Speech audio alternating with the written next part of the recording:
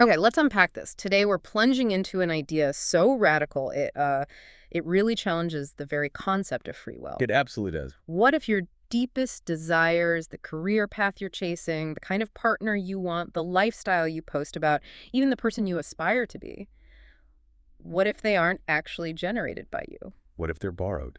Exactly. We are diving deep into the core theories of the monumental French thinker René Girard. And what's so fascinating here is that Girard's mimetic theory, which he developed initially through just profound literary analysis, proposes this triangular structure at the heart of all human motivation. The subject, the object, and the mediator. Precisely. It completely rejects the modern psychological assumption that desire is, linear or innate. He argues that it is fundamentally borrowed. And this one single mechanism, he claims, explains everything. The entire scope of human affairs. Yeah. I mean, he moves from individual psychology and jealousy all the way to the rise of archaic religion and the very foundation of human culture and conflict. It's a breathtakingly ambitious theory. So our mission for you, the learner, is to quickly and thoroughly map out this entire sweeping idea. We need to define its moving parts. The core mechanisms. Right. And then understand why critics argue it leaves this massive blind spot when it comes to formal politics in the state. And most importantly, we want to apply its sharpest, most, chilling insights to our digital, envy-fueled modern life. Ultimately, this deep dive is about gaining a kind of intellectual sovereignty over these powerful, often unseen forces that are driving your choices. Okay, so let's start with that revolutionary core premise, this idea of mimetic desire, the borrowed want. Right. The basic idea is that once our basic biological needs are met, food, shelter, safety, we're left in a kind of existential vacuum. We don't know what to do next. We fundamentally don't know what to desire, so we look to others. We turn to a model to make up our minds for us. Which is such a radical rejection of the modern ideal, this idea that all our wants just spontaneously bubble up from some internal, authentic, unique place. Girard basically says that's a romantic illusion. It's the ultimate deconstruction of the authentic self. And you hit on it before, the desire is not driven by the object's intrinsic value. Not at all. A car is designed to transport you. That's its use value. A luxury car, though, is desired because someone else desired it first. That third party, the mediator or the model, is what signals the object's desirability. So without the model, the object is just neutral. It's inert. It would remain neutral.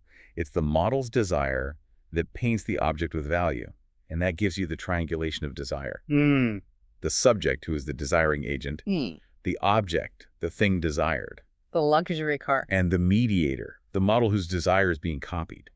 But this immediately raises a question for me. I mean, we all look to others for guidance, right? I watch a chef on TV and I desire to learn their technique. I admire a mentor and I want to adopt their study habits. Isn't that just positive learning? It is, and that's a critical distinction. The sources make a very strong differentiation between imitation and mimesis. So how do we separate that good, healthy learning from the problematic mimetic desire? It's the distinction that separates constructive human learning from destructive human rivalry. Imitation, or what's sometimes called mimesis of acquisition, is the positive, non-rivalrous side. Okay. It's constructive social learning, skill acquisition, mimicry that's basically devoid of conflict. It's how a child learns language, how a dancer masters a complex move, or how a doctoral student learns the rigorous process of scholarship from a supervisor. So it's productive. It acknowledges the distance between the learner and the master. Yes, there's a healthy distance. The goal is to acquire a skill, not to supplant the master. So then, if imitation is that positive skill transfer, what is pure mimesis in Girard's sense? Mimesis, in his specific use, is the deeper, more instinctive response, and it carries this negative implication of rivalry and conflict. Oh. It's the drive that says, I want that object because you have it, or even more specifically, I want to feel the way you feel when you possess that object. It's not about the thing, it's about the feeling. Exactly. And that specific type of wanting, once it's activated, it places the subject and the model on an inevitable collision course. The model becomes a rival.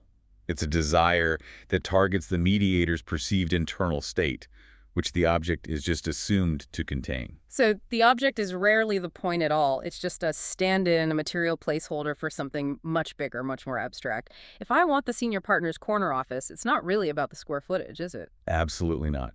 That's the leap into what Girard calls metaphysical desire.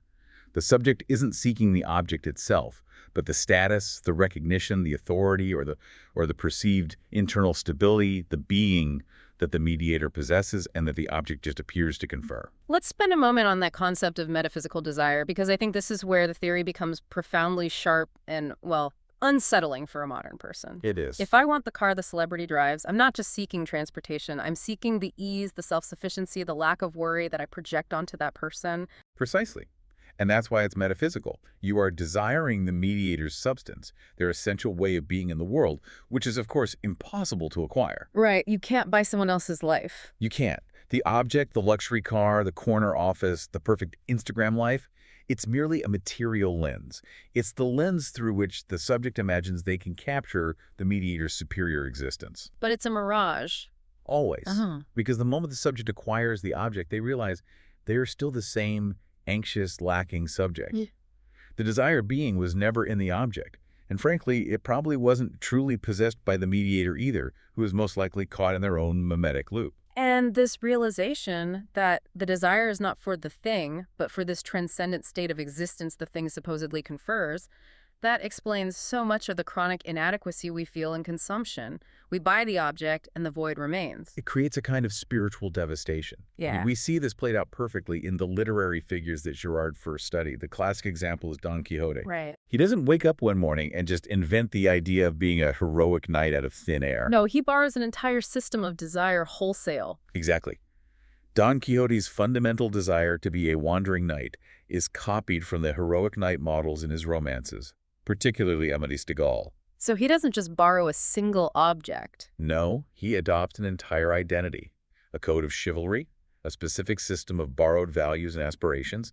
He's the perfect illustration of human beings outside of biological necessity, relying on models for their very self-definition. He's defined by the very models he strives to imitate. And this borrowing, it just sounds like a recipe for perpetual conflict. Because as soon as you choose a model, you automatically place yourself on a competitive plane with them. That is the tragic, inevitable transition from model to rival. As soon as the subject follows the model's desire, the model often ceases to be a distant, admirable guide. And immediately becomes an obstacle. An obstacle to acquisition and a potential rival for the object or the status.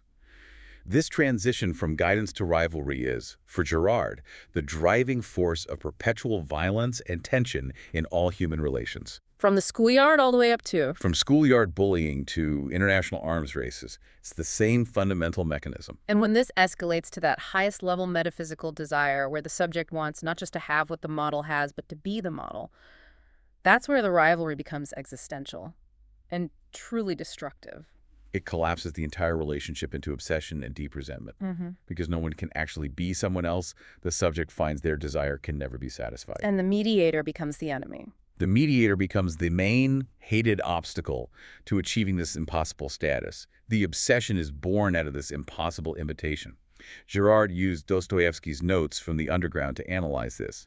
The anti-hero is the quintessential victim of metaphysical desire. He's tormented by this profound dissatisfaction with his own identity and his crippling obsession with being someone else. It leads to total alienation and paralysis. It's a chilling realization. The person who inspires you the most, the person who sets your aspirations, may also be the person you are psychologically programmed to resent the most for standing in the way of that aspiration. It turns aspiration into a hidden, slow-motion conflict. So to really understand the different types of conflict this rivalry generates, we have to look at the, let's call it the geometry of the relationship. The geometry. Yeah, how close or distant the subject is to the mediator. This physical and social distance determines whether the desire remains relatively benign and aspirational, or if it becomes acutely destructive and contagious. And this gives us the crucial split between external and internal mediation. Let's start with the external side. That sounds like the calmer, older form. It is. External mediation occurs when the mediator is truly distant. They're non-peer or socially transcendent. This would include historical figures like Napoleon or ancient fictional heroes like Amadis de Gaul. Or even modern celebrities who live in a completely different world from us. To some extent, yes. The relationship is characterized by distant admiration and hero worship because rivalry is, for all practical purposes, impossible. The model is unreachable. So the key mechanism here is the social firewall. If you're a peasant in the 14th century, you have no realistic hope of ever being the king. None whatsoever. Therefore, you don't engage in rivalry with the king over his crown or his land. It's not even a possibility. Exactly. The sheer magnitude of the social distance acts as a protective barrier. It prevents the contagion of desire and conflict. This type of mediation is fundamentally associated with aristocratic or rigidly hierarchical societies, where social distance is clearly defined and maintained. That distance is a form of social regulation. It is. But we also noted that external mediation is the original state of the human condition. How so? Well, it's constitutive. Our earliest experiences, before we develop any sense of autonomy, are characterized by absolute dependence. Our parents are our first absolute models. Our first external mediators. Yes, whose desires and structures we absorb completely and without question. In this sense, every later model we encounter is filtered through the mold that was cast by these earliest absolute external relationships. Okay, now let's shift to internal mediation, which sounds like the engine of modern anxiety. This is where the heat and friction become unbearable. This is where we live now. Internal mediation is when the model is close to a peer, a colleague, a competitor, a neighbor, or a peer influencer online. They operate within the subject's immediate shared social world. And here, that critical distance just collapses. It collapses swiftly. Imitation immediately leads to fierce rivalry and competition over the same objects, often the same limited pool of recognition, status, or resources. And the key insight here is that competition is fiercer when competitors resemble each other. That immediately reminds me of your earlier example of academic rivalry. A PhD candidate mimics the rigorous approach of their supervisor. But once they're both competing for the same prestigious grants or the one available faculty position, that original admiration just dissolves into raw, internal rivalry for scholarly recognition. That transition is almost guaranteed because they're operating in the same field, seeking the same highly specific type of validation. And historically, this dynamic is fundamentally associated with democratic societies, with meritocracies, with flat organizational structures where those traditional rigid hierarchies have collapsed. So when equality is the prevailing social value, we lose the firewall of distance. Yeah, we do. And as equality increases, so does the level of peer-to-peer competition. It's a paradox that Alexis de Tocqueville warned about. He saw this coming. He did. The dismantling of rigid class structures doesn't bring peace. It brings intensified, constant, and exhausting rivalries, often over very small things that signify status. Freud labeled this phenomenon the narcissism of small differences. Where insignificant distinctions between people who are near equals get magnified into these existential battles. Yes, because those small differences become the last remaining markers of identity. Think of two startup founders in the same industry. They both drive the same type of car, they read the same books, but they're competing not over market share, but over who gets featured in a specific industry magazine. The stakes are objectively small, but the emotional investment is total. It seems like the closer we get to the societal ideal of perfect equality, the more we are doomed to tear ourselves apart over minute differences, constantly seeking an edge in a world where everyone is fundamentally the same. That is the core modern affliction, and it leads directly to the widespread, desperate pursuit of authenticity as the only remaining, truly unique marker. Ah, the illusion of authenticity. We are all trying so hard to be unique, but if we're all borrowing our ideas of uniqueness, the successful digital nomad aesthetic, the carefully curated minimalist apartment, the free-spirited but successful persona from the same models, Then you end up canceling out your difference and landing right back in conformity. it's the ultimate mimetic trap. It is. The pursuit of a true self or a unique identity through imitation leads ironically and inevitably to the obliteration of difference and mass conformity. If everyone tries to imitate the successful life of the most visible person online, they all end up in a fierce rivalry for the same limited definition of success, feeling inadequate in the process. And we operate under this powerful cognitive constraint. We have to believe our own desires are authentic. We have to. Everyone holds this deep, comforting illusion of the authenticity of their own desires because it prevents them from facing the uncomfortable truth of their own envy and jealousy. It's the mechanism that keeps the system running. We have to believe our desires are unique to validate our entire path. So if the concept of the authentic, unborrowed self is a myth, what's the practical goal? I mean, how do we gain sovereignty if our desires are inherently influenced or copied? The goal shifts entirely. It moves from a search for some internal true self to the acquisition of awareness. True autonomy isn't finding a non-existent internal source of desire. It's acquiring a profound awareness of the mimetic mechanisms at play in your own life. It's the ability to pause, to recognize the source of the borrowed want, the mediator, and in that moment of recognition, choose whether or not to follow that desire. That awareness is the only path out. It's the only path to transforming the individual from a passive automaton driven by comparison into an active, intentional agent. That means we have to become self-diagnostic, constantly questioning the origin of our motivation. It's a huge, constant cognitive load. Okay, let's talk about the ultimate consequence. If this unchecked, intense internal mimesis is the constant background hum of modern life, what happens when those rivalries go completely unregulated? What is the breaking point for a society? That is the moment of the mimetic crisis. When mimesis spreads unchecked, it becomes a contagious conflict that dissolves all the social distinctions and roles that hold a community together. Everything just falls apart. All people become interchangeable rivals. This leads to a crisis of differences or undifferentiation, which threatens the community's very existence. This is a terrifying primal state, a genuine Hobbesian war of all against all. But it's not driven by rational calculation like in Hobbes. No, it's driven by the inescapable and irrational nature of mimetic rivalry. So what does the state of undifferentiation actually feel like for the people in it? It feels like social paralysis and moral chaos. In a community where differences have collapsed, people no longer know who they are, who is allowed to do what, or how to react to a threat. The rules are gone. The distinctions between, say, husband and wife, elder and youth, master and slave, they get blurred or erased by competitive imitation. All roles are potentially reversible, leading to this generalized resentment and a loss of any regulating structure. It's a state of profound collective anxiety where everyone fears everyone else because the rules of engagement have vanished. And the mechanism for stopping the self-destruction is, paradoxically, a sudden, specific, and unifying act of violence against an arbitrary victim. Yes. The system resolves the existential threat of widespread internal violence by projecting all that communal aggression onto a single, often random victim, the surrogate victim. This is the core of the scapegoat mechanism. And suddenly, everyone is united. Suddenly, former internal enemies, the rivals who are about to kill each other, unite in a unanimous, cathartic act of collective murder or expulsion.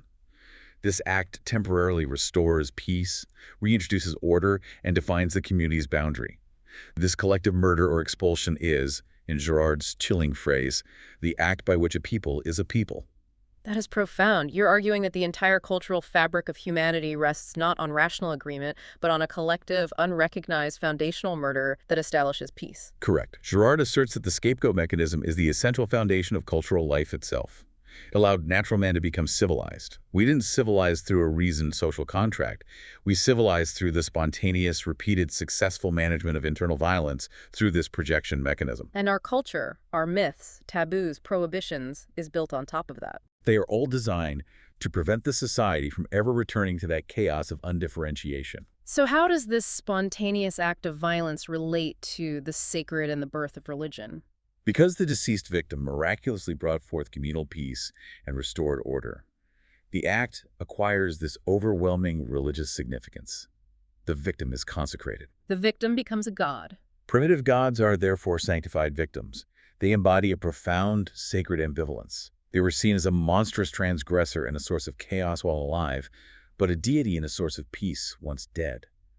The function of the sacred is thus inherently protective. It regulates violence and ensures the stability of communal peace. Which means that religious ritual, specifically sacrifice, is fundamentally a managed, controlled attempt to safely recreate that original moment of peace. Precisely. Ritual is a reenactment of the original scapegoating murder, designed to continually recreate that temporary peace. And sacrifice itself, the ritual immolation, it involves a crucial double substitution. Okay, break that down. First, the unique, original, highly charged victim is substituted for all the community members who might otherwise kill each other.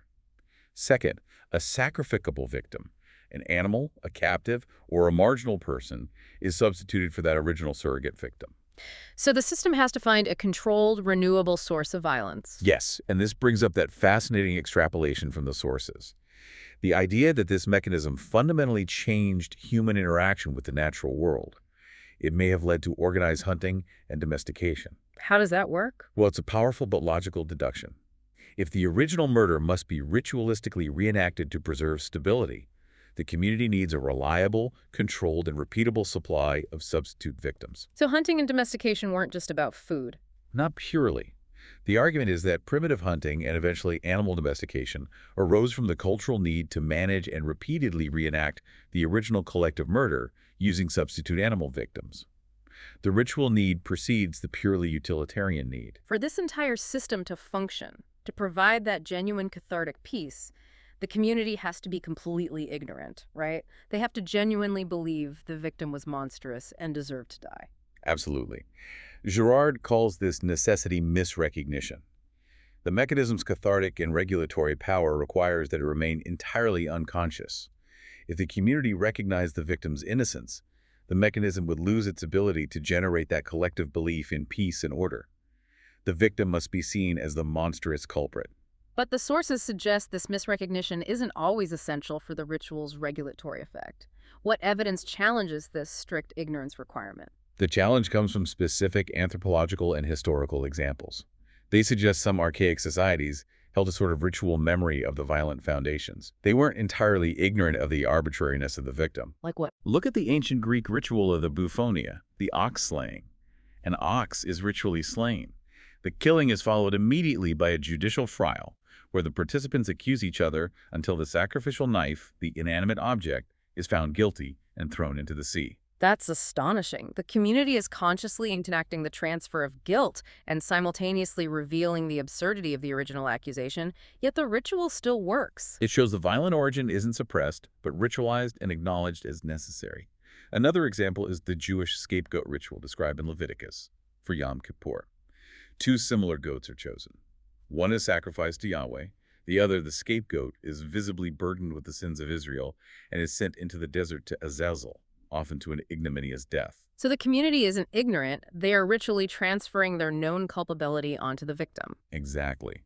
The efficacy in these cases seems to lie in the unifying act of collective controlled projection, whether it's fully misrecognized or not. So, if archaic religions established and regulated violence through this mechanism, what happens when one tradition starts actively pulling back the curtain? That leads us to the radical shift of the Judeo-Christian tradition. Right. The Judeo-Christian scriptures represent a categorical shift because they fundamentally start revealing the process from the perspective of the victim rather than the persecutors, who are the authors of most founding myths. Okay, so in classical myths like Romulus murdering Remus to found Rome, The persecutor's violence is justified. Remus transgressed the sacred boundary. But in the biblical story of Cain and Abel, the blood of Abel is never justified. It cries out from the ground as the blood of the innocent. and how does this revelation work? It's not just stating innocence, it's making the victim's perspective reliable. Exactly. It systematically dismantles the persecutory reading that's inherent in myth. Mythical narratives always portray the victim as monstrous, guilty, deserving of their fate. The biblical narratives, particularly in the detailed passion accounts of Jesus, show the victim as innocent and expose the accuser's internal contradictions, their self-interest, their mimetic contagion. By granting the victim reliable testimony, the biblical narratives effectively shatter that necessary ingredient misrecognition. By unveiling the victim's innocence, the sacred regulatory function of the scapegoat is fundamentally disarmed. The power structure is undercut. Once the victim is revealed as innocent, the collective murder is no longer effective for restoring genuine peace and order. It is simply seen as unjust, which just accelerates future violence. Girard views this revelation as fundamentally subversive to all culture built on the sacrificial mechanism. And this brings us to the modern world's danger and Girard's apocalyptic warning. If we no longer have the capacity to rely on the scapegoat mechanism for social regulation, The threat of unchecked total violence increases. because we've been stripped of our primary cultural tool for containing conflict. Indeed. We're now capable of mass violence on a global scale without the stabilizing corrective of unconscious sacrifice. And in this context, Girard reinterprets religious figures like Satan. How so? He sees Satan not as a physical entity, but as the etymological expression of the accuser, the psychological process that leads people to unite in collective blame. It's the scapegoating mechanism itself. Satan is the force of collective delusion and accusation. Here's where it gets really interesting because we move from the theory to its application and its limits. If mimetic theory explains the deep code for culture and violence, why did Girard, by his critics' accounts, largely ignore the massive, organized sphere of formal political science, power structures, and the functions of the state? It seems like a huge omission, doesn't it? It seems like a massive, intentional omission in a theory of human social organization. And that is the principal critique levied against his comprehensive theory. The lacuna, the significant gap. Critics argue that Girard systematically failed to apply the victim age mechanism to the organized political domain, to relations of domination and subordination, to slavery, or to the sophisticated functions of the modern state. He treated all conflict as this undifferentiated mimetic rivalry. Right, neglecting the highly structured ways that institutions manage conflict. So if Girard focused on that ritualistic founding violence, how do we classically define the political power he allegedly ignored? Well, the classical definition focuses on the totality of activities, mechanisms, and institutions through which a society maintains its inner harmony and its external security. Political power is fundamentally the capacity for conflict management. It's the structure that limits the escalation of violence by creating formal, binding rules, which is totally unlike the spontaneous, catastrophic resolution of the scapegoat mechanism. Okay, and one specific major critique centers on Girard's claim that vengeance is just a contagious, interminable process that threatens to engulf society in never-ending cycles. That's the reductive view he adopted. He confused calculated vengeance with generalized savage violence. So what's the counter-argument? The counter-argument, put forth by anthropologists, is that vengeance in vindicatory societies without a centralized state is often highly ritualized, calculated, and governed by a strict code of honor. So far from destroying society. It reestablishes balance. It specifies who must pay what price, and it acts as a firewall, preventing the proliferation of conflict beyond the immediate involved parties. It turns limitless violence into a regulated debt. Can you provide a detailed example of how a non-state society manages conflict through these regulated structures? The classic ethnographic case study is the political system of the Nuer people in Sudan, famously described by E. Evans Pritchard as organized anarchy. Organized anarchy, I like that. Right. Nuer society manages conflict without a centralized government or police force through a highly sophisticated segmental structure. So what are the principles that maintain their order? They're governed by two main principles: the principle of fission and the principle of fusion. Fission and fusion. Fission keeps conflicts localized. A dispute will only involve the lowest possible level of segmentation, say, two families. The principle of fusion ensures that conflicts are always between segments of equal structural status, which prevents one segment from just subjugating another. So who manages the conflict resolution if they lack a coercive state? A police force? They rely on the leopard skin chief, who serves as a ritual mediator and a judge. And crucially, the chief lacks any coercive power. He cannot force adherence to a judgment. So what can he do? He can only propose compensation, which is often cattle, and threaten religious sanctions or perform expiatory sacrifices if the agreement is violated. The resolution depends entirely on both sides' desire to avoid further unregulated violence and their respect for that ritual authority. Which demonstrates a stable, durable system of conflict management that exists outside of the necessary scapegoat mechanism and the coercive state. Exactly. But the critique also suggests that mimetic theory can still be used to understand the origin of the state.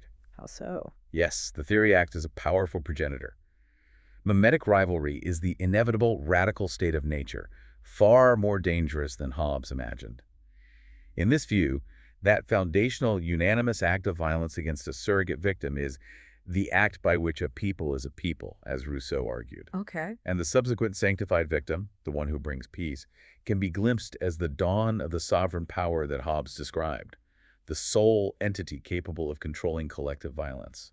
So the stability of political power isn't achieved by eliminating conflict, which is impossible, but by funneling and ritualizing the conflict itself. Exactly. A crucial amendment to Girard suggests that stability comes not from eliminating mimetic conflict, but from making political power itself the objective of most conflicts. How does that work? By designing formal, divided institutions, legislatures, courts, elections, the system funnels the potentially destructive mimetic rivalries of the elite toward conquering a temporary, structured prize, political office. This sounds precisely like the mechanics of modern democracy.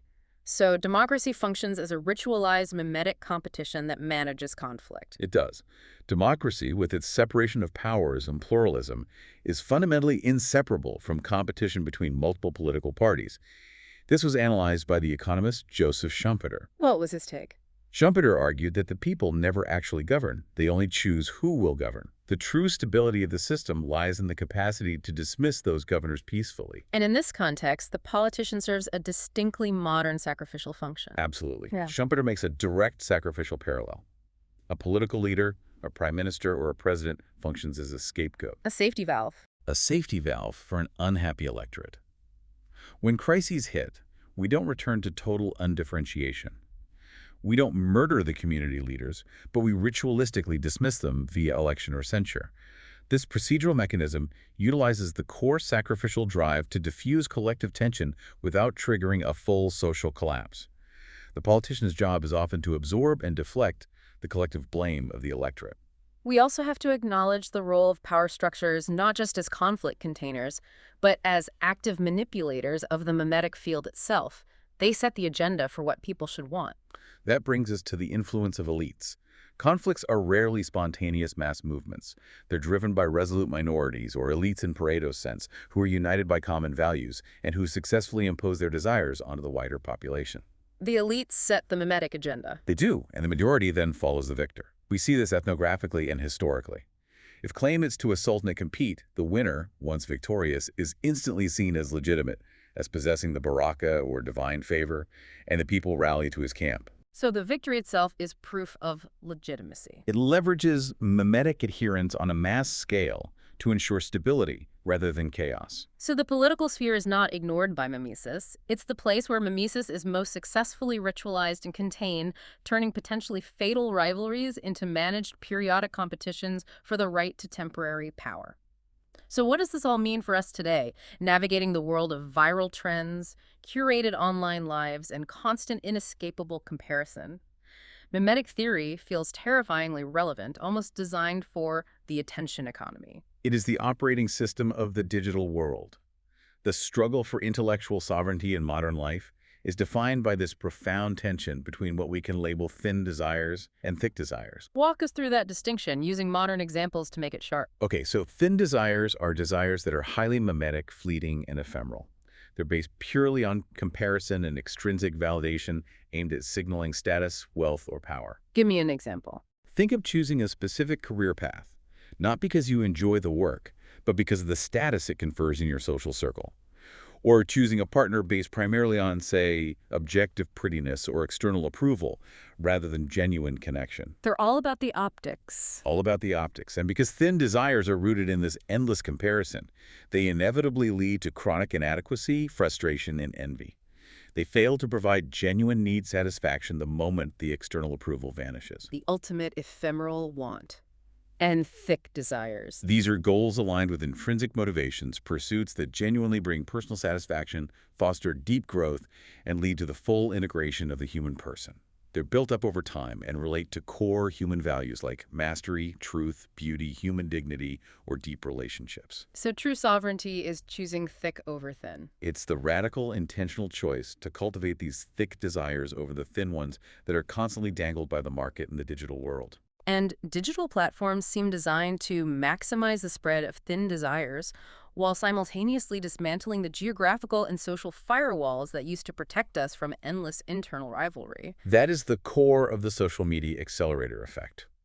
Digital platforms systematically collapse the social and hierarchical distance that separated external and internal mediators. Right. A distant celebrity who was once an external safe model is transformed into a peer-like, functionally internal mediator, an influencer, through curated, intimate narratives and visible comment sections. This abolition of distance dramatically accelerates mimetic rivalry among peers because the web forces all relationships onto a flat, high-frequency peer-to-peer surface. So the environment itself forces everyone into an internal rivalrous relationship with their peers and aspirational figures, all competing for the same limited resource attention. Yes, and the platform design intensifies this.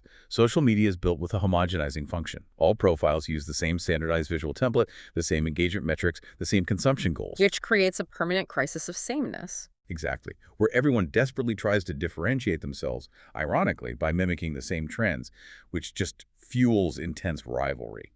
This is the narcissism of small differences on a global, constantly updating scale. And this behavior is fueled by platforms that treat communication less like genuine exchange and more like coordinated propaganda. Absolutely. Any mass communication, particularly algorithms driven by virality, functions to coordinate behavior and drive viewers toward the editor's or influencer's view, causing mimetic contagion on a mass scale. The real danger here, as you pointed out, is the efficiency with which foolish ideas spread compared to wise ones. We have data on this. That 2018 MIT study showing false news spreads 6 times faster than accurate news. Why does the simple enemy in the binary narrative always win out over the complex, nuanced truth? Because novelty triggers arousal, and arousal triggers sharing, regardless of truth content. Foolish ideas, simple enemies, and binary narratives have a major evolutionary advantage in the digital marketplace. They are frictionless to transmit. You don't need context or critical thinking to replicate a simple us versus them narrative. Whereas a complex argument just falls apart when you summarize it. It loses fidelity. Yeah. Furthermore, we are mimetically drawn to confidence, and nothing projects confidence like someone who claims to have found a simple, immediate answer to a complex, terrifying problem. We copy the certainty, not the content. Let's talk about the economics. The platforms are engaged in a dual extraction model. They're profiting not just from selling the object of desire, but from the conflict and inadequacy the pursuit of that object generates. It's a genius model for perpetuating desire. Revenue is generated from two powerful psychological forces. The desire. Through aspirational advertising, targeting universally shared objects. And rival. And rivalry, through engagement generated by comparison, envy, and outrage. The system actively optimizes for the most contagious content, which is almost always the most polarizing or emotionally charged, regardless of intelligence. And this leads to our very sense of identity being captured by this machine, requiring constant external validation to feel real. This is narcissistic capture. Identity itself is transformed into a marketable commodity that must compete for visibility, for likes, comments, and shares. And when you fail to achieve the idealized digital life, that systemic failure is internalized as a feeling of personal inadequacy, which perpetuates the consumption and comparison cycle. It's a vicious loop. And it's neurologically rooted. Receiving positive feedback through engagement metrics triggers rapid dopamine release in the brain, fostering feelings of pleasure and satisfaction. We become addicts to external approval. And we have concrete data showing how deep this validation mechanism is embedded. You mentioned the Carolus study. Yes. That study, analyzing the behavior of young adults, revealed the astonishing depth of this dependence. A significant 76% of young adults frequently check engagement metrics, constantly monitoring their value. Wow. And even more telling, 63% acknowledged experiencing happiness specifically from high engagement. This reliance on metrics shows a powerful psychological feedback loop where self-worth is being outsourced to an algorithm. And the power of digital mimicry is so strong that it's overriding centuries of established culture. The same study showed a stunning cultural shift. 60% of respondents chose to celebrate events popularized on social media, like Save the Date or Bride-to-be celebrations, primarily because they were influenced by the platform. So not because of tradition. No. 74% cited social media influence as the primary driver, compared to a mere 6% who cited cultural awareness or tradition. This is a clear indicator that digital mimicry is actively superseding deeply ingrained cultural continuity and local traditions, transforming them into globally homogenized thin desires. Finally, let's revisit modern scapegoating through the digital lens. We see this collective violence manifesting as cancel culture and outrage culture. Do these function as the ancient mechanism? They certainly exhibit the characteristics. Outrage culture and cancellation target specific individuals to protect the in-group's identity and relieve collective anxiety. The instinct to blame someone is primal, and the internet allows this mimetic behavior to scale far faster and broader than any ancient community could.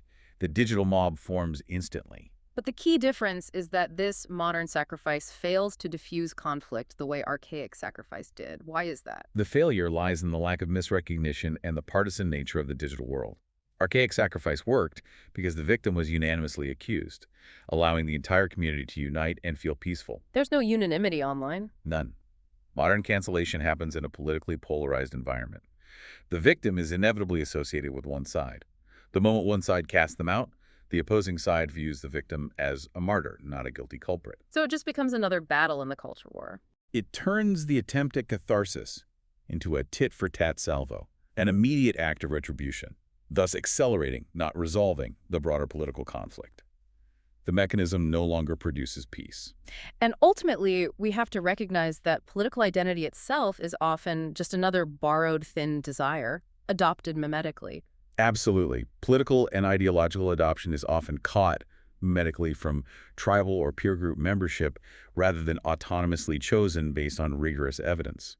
Individuals defend these beliefs not because of rational evidence, but because the belief has been woven into their identity structure by their chosen mediator group. So asking someone to reject a deeply held political position Is experienced as performing self-amputation. The evidence is powerless against the identity structure that the mimetic process has successfully created. #tag outro. So if we connect all this to the bigger picture, mimetic theory isn't just a description of human behavior. It's an indispensable diagnostic tool for navigating the complexity and contagion of the modern world. It's a map. It's a map. And liberation, it teaches us, is not the elimination of influence. That's impossible. Human beings are inherently, fundamentally mimetic. Instead, liberation is the cultivation of intellectual sovereignty. The conscious, continuous resistance to borrowed wants. That's it. So to reclaim that sovereignty, you have to proactively curate your mediators. The intentional choice is paramount. You must consciously choose external, aspirational models, heroic figures, ethical guides, distant inspirations who challenge you to rise over the close, internal rivals who naturally elicit envy and paralyzing comparison. And most critically, You have to develop a profound awareness, the self-diagnostic practice of pausing and questioning the true source of your desire every single day. this self-awareness practice is sometimes referred to as the loop of awareness. Mm. It involves consciously shifting your attention between your inner state, your feelings, sensations, internal dialogue, and the outer world. It's about learning to observe your habitual patterns of perception and comparison without immediate judgment. So you're not beating yourself up for being envious. No, you're just noticing it. This systematic practice is the necessary route to transforming that crippling, paralyzing self-analysis, which is often just mimetic obsession, into healthy self-connection and intentional action. The ultimate diagnostic challenge, then, is to move past the immediate impulse. Do the desire and the motivation still stand if the model disappears? If the social media likes, the external praise, and the competition vanish? If the desire is still there after the external signal is gone, you may have found something truly substantial. A thick desire worth pursuing. Exactly. And the real lesson of Girard's work is the terrifying efficiency of the mechanism. We know that mimetic contagion spreads collective wisdom, skill, and collaboration. But it also spreads collective delusion, panic, and stupidity with identical, relentless efficiency. The mechanism is neutral. Right. The difference between harmless green juice trends and catastrophic social movements lies not in the underlying psychological pattern, but entirely in what content-wise or foolish is poured through that pattern. So the question we leave you with is not whether you are trapped in the mimetic loop, because we all are, but what form of contagion, wise or foolish, are you copying next? And who are you allowing to set your agenda?